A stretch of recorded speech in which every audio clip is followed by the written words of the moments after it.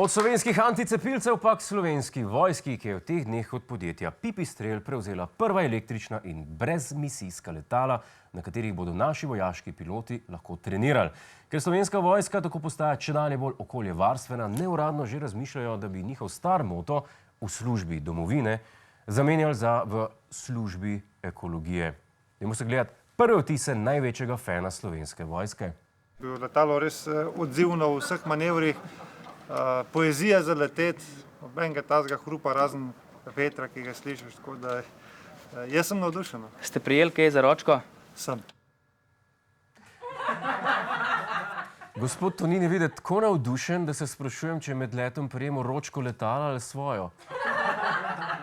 Glejte ta navdušen izraz. Tako zgleda človek, ki se mu je lihkar zgodil pipistrel.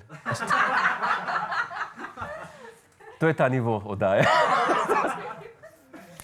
Da je gospod Tonin navdušen, lahko vidimo tudi tukaj. Kaj otrok, ki mu fotor razlaga, kaj dela kjer gumb. Gospod Tonin je očitno najbolj srečen minister v trenutni vladi. Peljal se je s hoverboardom, zdaj z VR očali vozi letalo, popravil si je zobe in kada to vse ne bilo dovolj, so ga narisali še na steno cerkve. Pa to so sanje vsakega ministranta. Ampak ne nazadnje, ne gre samo za ministra Tonina. Imamo Slovenci od danes naprej dva primata, ne samo, da je prva vojska na svetu, ki uporablja električno letalo, ampak da imamo tudi prvo pilotko, ki se bo izšolala na električnem letalu.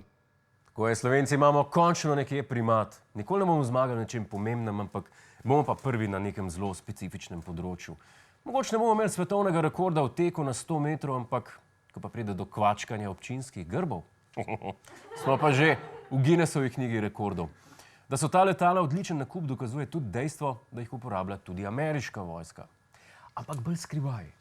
Da je bil eden skrivnih programov ameriške vojske razkrit, ko je strmoglavilo v Iraku slovensko brezpilotno letalo.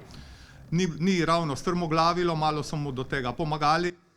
Letalo je strmoglavilo, ampak so mu malo do tega pomagali.